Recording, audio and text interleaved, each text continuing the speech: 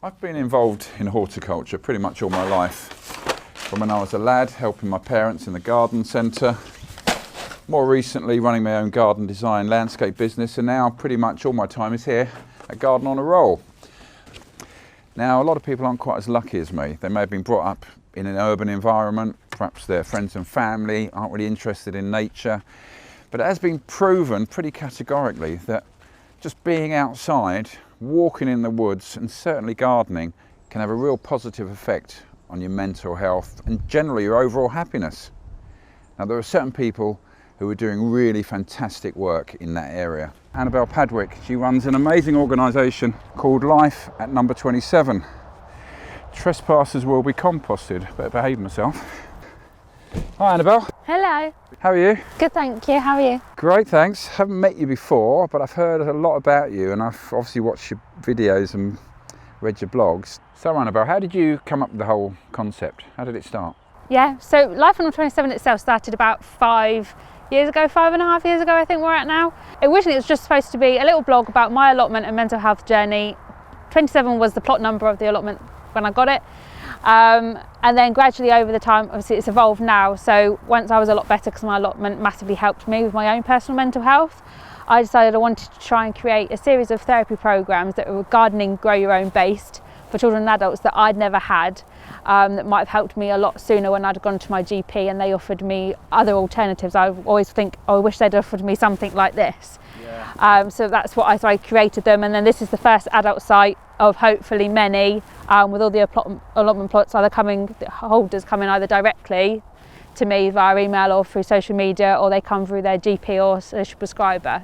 That is brilliant, isn't it? And are these people who maybe haven't ever done any gardening before at all? Exactly. A lot of the people have either tried growing a couple of things at home or have never done it before.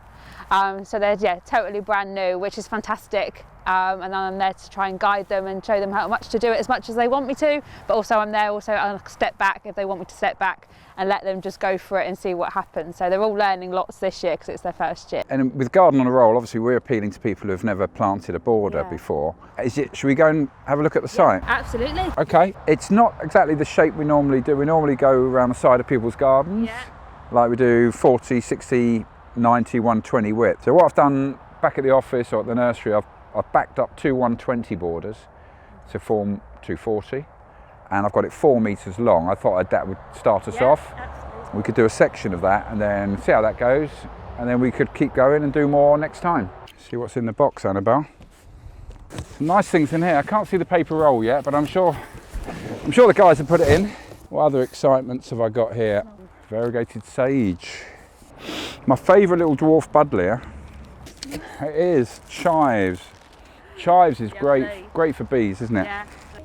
Lavender, mustard, of course. I've seen some lavenders, but that's a beautiful little lavender. So we've got the rolls. There we go. Let's see if I got my measurements right. If you hold that end and go over there, let's see how this works. So if we just line up those plants with the letters on here, and then once they're all in, shouldn't take too long, maybe half an hour if we both do it. And then we'll just cover it over. It doesn't matter if it's a little bit messy, it's a bit of a guide. We can basically cover the paper with anything we like, really. Okay. Anything brown and organic, doesn't matter what it is. So we've got the compost over the top. It immediately looks so much tidier, doesn't it? No, definitely. And the paper will take probably about 4 to 6 weeks and it will biodegrade. And then maybe we can do another one with your volunteers next time. Yeah, get them involved in it, getting to know new plants as well, which is always fab. Because I think most of the volunteers, all the volunteers are already interested in gardening in some way, shape or form, but so they're always wanting to obviously learn more, like all of us gardeners, and understand more plants and how to care for them and stuff, so they'd love to get involved. If somebody plants that fennel themselves, if they know nothing about gardening, if they plant that, and in the summer it's up here, it's got all the bees and hoverflies on it, however little gardening they've ever done, they're going to think, wow, that is interesting, I did that. Exactly. I think it's a really nice mixture there. Sage tea, there's parsley, there's chives, all sorts of nice things. Rosemary, lavender, but it's also a lot of flowery things as well, like the buddleia in the middle, which doesn't look anything now, is going to grow and look amazing. Yeah. The cistus, there's some echinacea there, the lovely perovskia. So everything's got an interest and something beautiful. So it may look a little bit sparse now, but by next year this should be filling in nicely. And I'm hoping there'll be colour pretty much 9 months of the year, even into the winter time. And in the summer, it's going to be beautiful with bees, butterflies, all the amazing flowers and scents. Fantastic. Look forward to seeing it next year. Yeah, that would be great. Thank you.